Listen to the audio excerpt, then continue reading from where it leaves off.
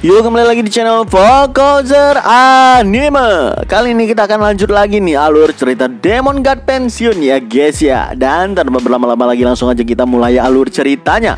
Di video sebelumnya berakhir di tentakel dari Lilith, Succubus Queen yang mau keluar dari Dimensional Gate. Ngelihat itu dalam keadaan panik gak terbayangkan, Kangwo bilang dalam hatinya, sial, mengurus tentakel ini aja udah susah. Dan demonic energiku juga udah mulai menipis. Kangwo sadar kalau sebelumnya dia udah berjanji kepada Echidna untuk nggak menggunakan Thousand Demon Core lagi. Tapi di sisi lain dia juga nggak mau ketemu lagi dengan Lilith. Dengan tekad membara, dia pun mengaktifkan Authority of Predation untuk menyerap demonic energi yang ada di tubuh Lilith sekaligus celah dimensi. Berkat itu demonic kristal yang Kangwo buat semakin besar dan seketika ukurannya menjadi syarat Extreme Demonic Body. Notif baru pun muncul dan bilang semua syarat Extreme Demonic Body udah tercapai. Transformasi tubuh dimulai. Tiba-tiba aura demonik Kangwo udah semakin pekat dan matanya mulai menghitam. Dalam hatinya Kangwo bilang, kenapa sekarang? Tunggu, kalau udah gini sekalian aja aku manfaatkan situasinya. Jika aku fokuskan demonic kristal yang meluap pada celah dimensi, semuanya berakhir di sini, kata Kangwo yang berhasil menutup celah dimensi tersebut dalam sekejap. Dan dia pun terhempas ke lantai dalam keadaan yang sangat melelahkan. Hampir aja bisa gawat kalau Lilith beneran turun ke bumi, kata Kangwo yang sangat lega bisa mencegah trauma nerakanya muncul di bumi. Notif pun bilang lagi ke Kangwo, transformasi Extreme Demonic Body selesai. Semua start meningkat 5 poin dengan mencapai Extreme Demonic Body. Awakening Trait ke-6 udah sepenuhnya terbuka. Kangwo senang bukan main, Awakening ke-6 yang sebelumnya masih tanda tanya sekarang bisa dilihat seutuhnya. Dia pun buru-buru ngelihat status window Awakening ke-6-nya, dan siapa sangka trade-nya begitu OP. Dengan trade ke-6 Kangwo ini, dia bisa membuat equipment yang akan semakin kuat jika menggunakan banyak authority. Bahkan jika materialnya terpenuhi, equipment level mythic sekalipun bisa dibuat. Tapi untuk menciptakan item OP berlevel mythic, maka dibutuhkan bahan berlevel yang sama juga, atau lebih tepatnya sangat sulit didapatkan. Tapi tiba-tiba Kangwo teringat kalau Saintess Heavenly Maiden yang diculik oleh kultus demonik sebelumnya, ada rumor yang mengatakan kalau dia ini bisa menciptakan equipment berrank mythic dengan defense powernya. Apalagi skill mata dari Fujimoto, Eyes of Susanoo, katanya diciptakan oleh si Saintess juga. Makanya Kangwo berniat menyelamatkan Saintess sesegera mungkin.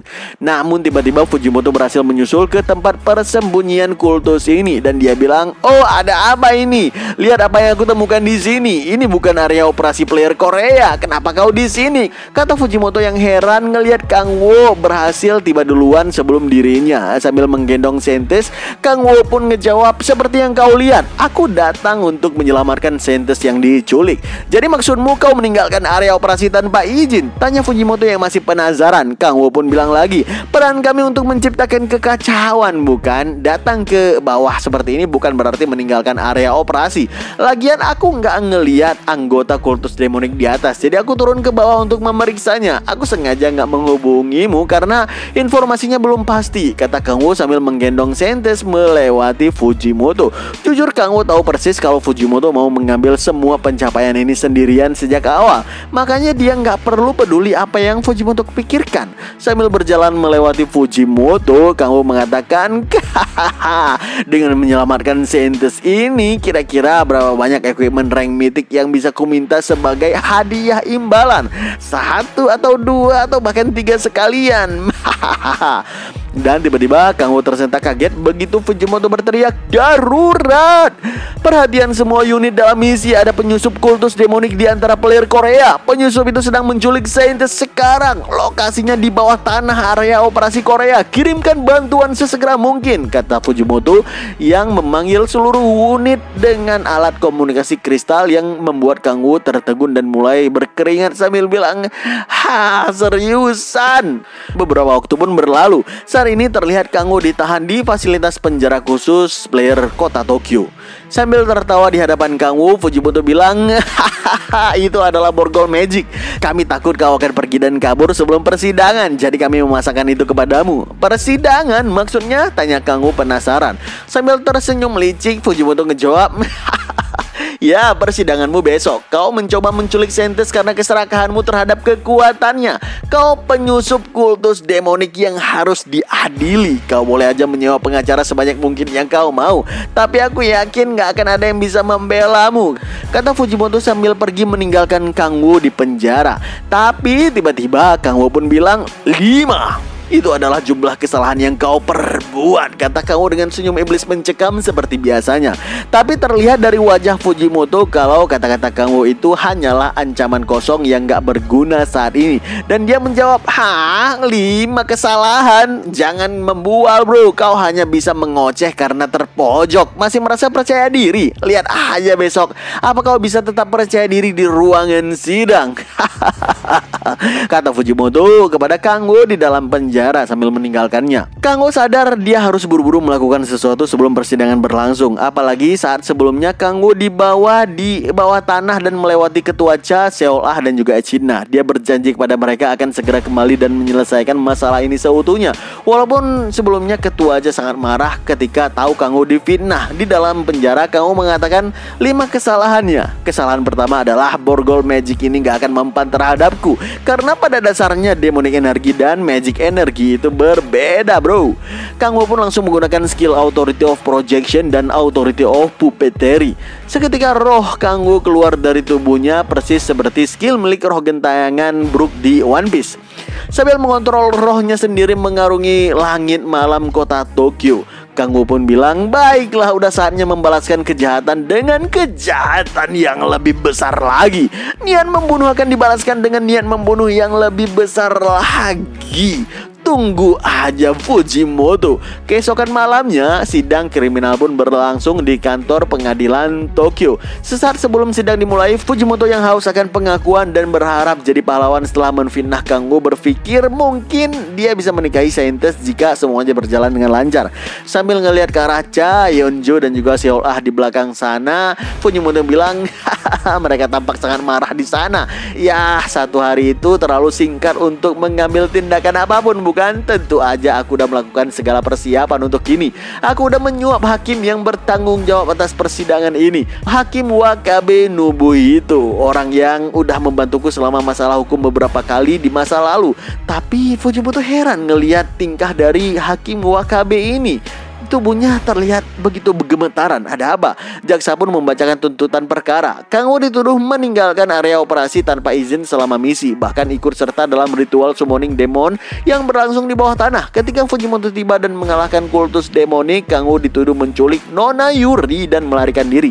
Tentu aja ketua Cha nggak terima dengan semua tuduhan itu. Hakim pun nanya kepada Kang Wo, apa terdakwa punya pembelaan atas hal ini? Dengan senyum sumringah Kang Wo ngejawab dengan singkat, aku bukan kultus demonik yang mulia. Jawaban simpel itu ngebuat hakim keheranan. Sedangkan Fujimoto malah tertawa cekikikan mendengarkan pembelaan konyol tersebut. Fujimoto ngerasa akan segera menang sidang ini karena saksi yang dia datangkan sangat konkret ngelihat Kang Wo yang tertangkap basah menggendong Scientist di bawah tanah sana. Apalagi dia sangat kredibel. Siapa lagi kalau bukan Perdana Menteri Yamada? Tapi lagi-lagi Fujimoto kaget ngelihat wajah Perdana Menteri sama pucatnya dan gemetaran seperti Hakim Wakabe.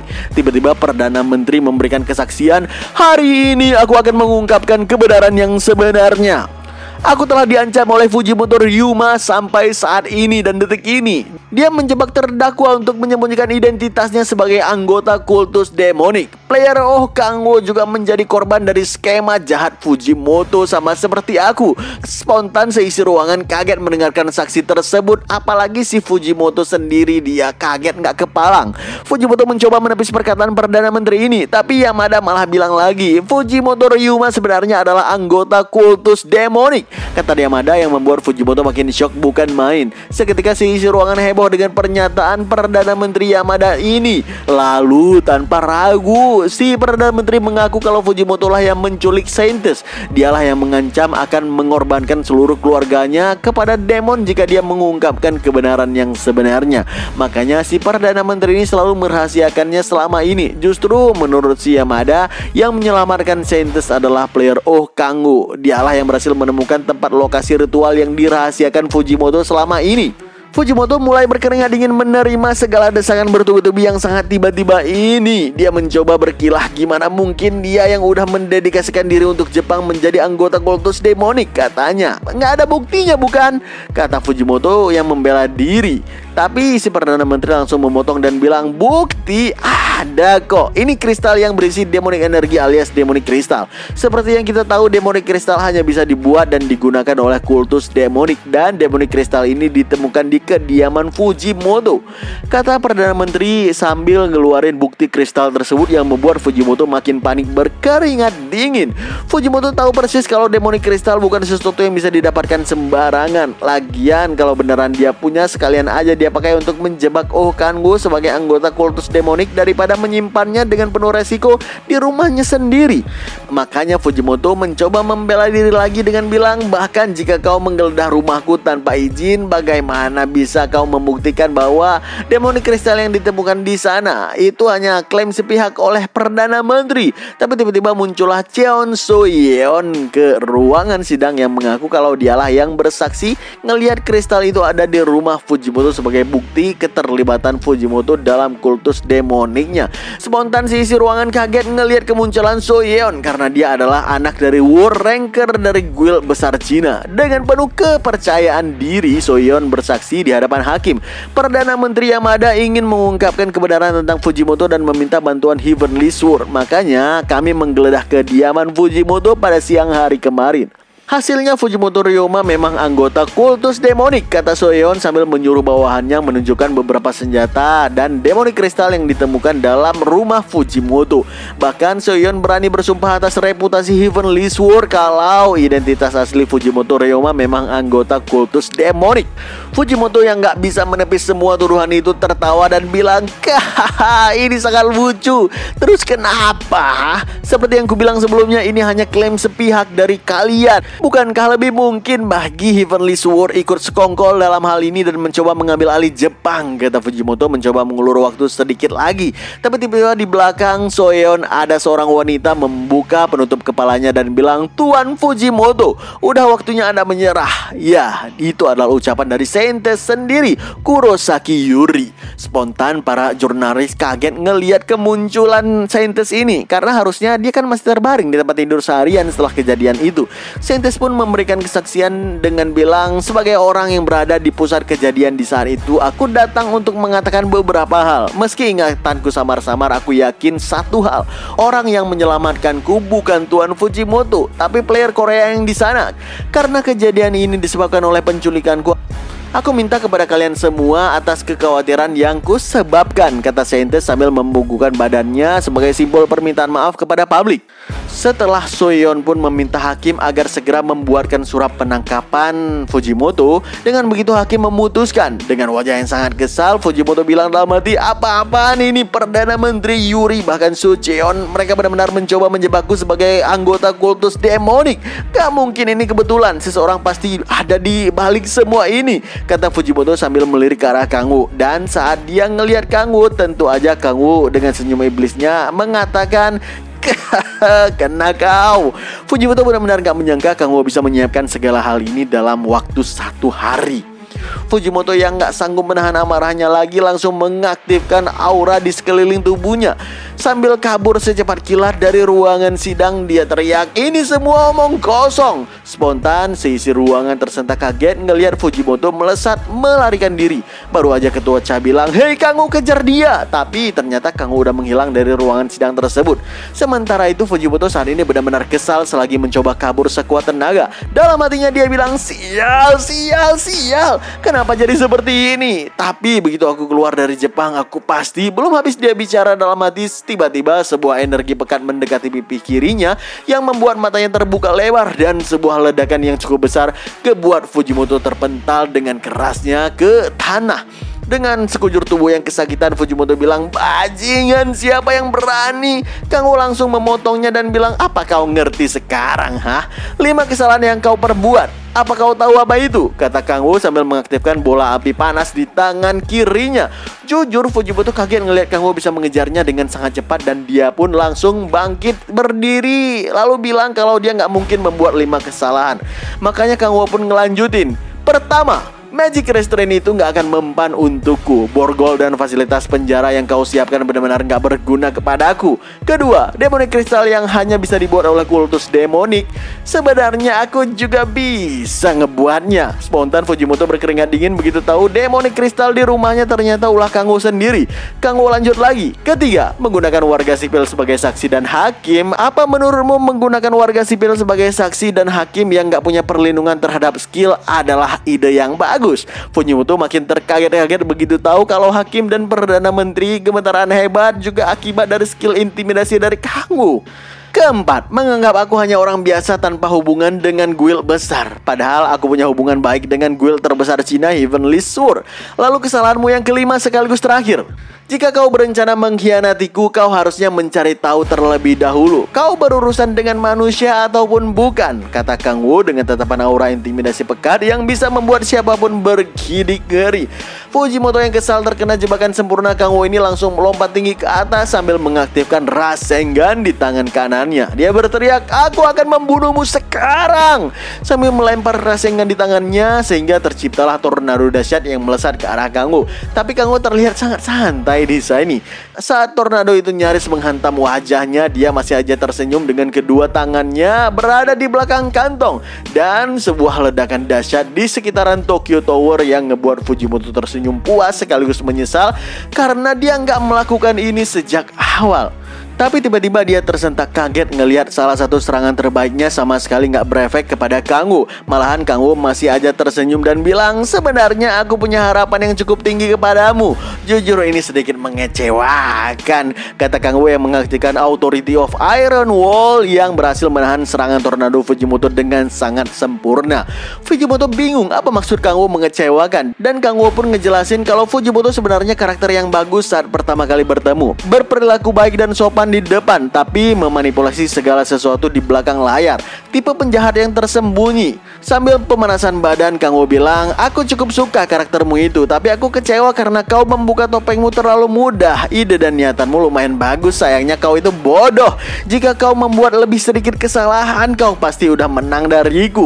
Fujimoto gak terima dia dibilangin bodoh. Dengan penuh amarah, dia mengaktifkan skill tornado yang jauh lebih besar dengan area of effect yang cukup luas juga. Tapi ternyata skill itu nggak cukup kuat untuk membuat Kanggo serius. Dengan sangat santai, Kanggo menghindari semuanya menggunakan Authority of Sky-nya. Lalu dengan kecepatan tinggi, Kanggo dalam sekejap udah berada di belakang Fujimoto dan mau menghantamkannya dengan kedua tangannya. Namun tiba-tiba mata Fujimoto bersinar dengan terang. Seketika muncullah aura energi raksasa di belakang Kanggo yang membuat dia tersentak kaget. Dan aura energi itu menghantamkan Kanggo dengan begitu dahsyat sampai-sampai dia terhempas jatuh kembali ke tanah. Dengan serangan barusan, barulah Kanggo mulai merasakan sakit memar di beberapa bagian tubuhnya. Sambil tersenyum dan sedikit berkeringat, Kanggo bilang, wah, akhirnya aku bertemu dengan dewa juga. Ya, siapa sangka skill mata Fujimoto barusan mengaktifkan Divine Possession Susanoo yang memunculkan sosok dewa raksasa dengan kekuatan yang luar biasa. Sejak tadi skillnya mirip dengan Naruto ya, Rasengan, Sharingan, mirip-mirip lah. Tapi skill setara dewa nggak mungkin dapat tanpa pengorbanan. Nyatanya mata kiri Fujimoto sakit luar biasa dan dia cuma bisa mempertahankan skill itu dalam 1 menit aja. Makanya dia pun langsung mengatakan kepada Dewa Susanoo untuk membunuh Kanggo secepat mungkin. Mendengarkan itu, Susanoo pun bilang, "Orang itu energi yang dia miliki begitu ya. Jadi kau adalah orang yang dibicarakan oleh..." Di sini Susanoo nggak jelas ngomong apa ngelindur. Kanggo aja nggak ngerti, apalagi kita ya guys ya. Kita akan tahu nanti kemungkinan. Kita lanjut dulu. Kanggo terpaksa mengaktifkan skill Authority of Translation supaya paham apa yang Susanoo katakan, dan Susanoo bilang kekuatan yang dimiliki oleh Master of Demon Sea. Mari kita lihat. Tiba-tiba dari langit muncul tombak raksasa milik Susanoo yang cukup mengerikan. Ngelihat itu, Kanggo pun mengaktifkan Authority of Hellfire, Authority of Dark Rift, Authority of Destruction. Udah mengaktifkan 3 authority sekaligus, Kanggo ngerasa masih belum cukup untuk menahan serangan itu. Dia butuh kekuatan yang jauh lebih kuat lagi. Makanya dia menambahkan kekuatan keempat yang sekilas membuat tubuhnya dikelilingi angin kencang yang menjulang tinggi ke angkasa. Ngelihat Kanggo diam di tempat sejak tadi, Fujimoto malah ketawa cekikikan dan bilang, Mana sifatmu yang sok keren itu sekarang? Apa kau kecewa sekarang, bodoh? Lihat siapa yang terdesak saat ini. Pada akhirnya kaulah yang akan mati. Namun seketika Fujimoto heran ngelihat angin di sekitaran kau makin kencang berputar. Dia bilang, Gak mungkin, jangan bilang angin itu. Ya, kekuatan keempat Kangwu adalah Authority of Storm. Kangwu pun mengatakan badai bukanlah authority yang buruk untuk ditambahkan di akhir. Gabungan 4 authority itu ternyata menciptakan tombak yang sama dahsyatnya setara kekuatan dewa bernama Gangnir. Wah, apakah yang akan terjadi selanjutnya? Nantikan lanjutan alur cerita kembalinya Demon God yang pensiun hanya di channel Vocozer Anime. Stay terus dan stay update.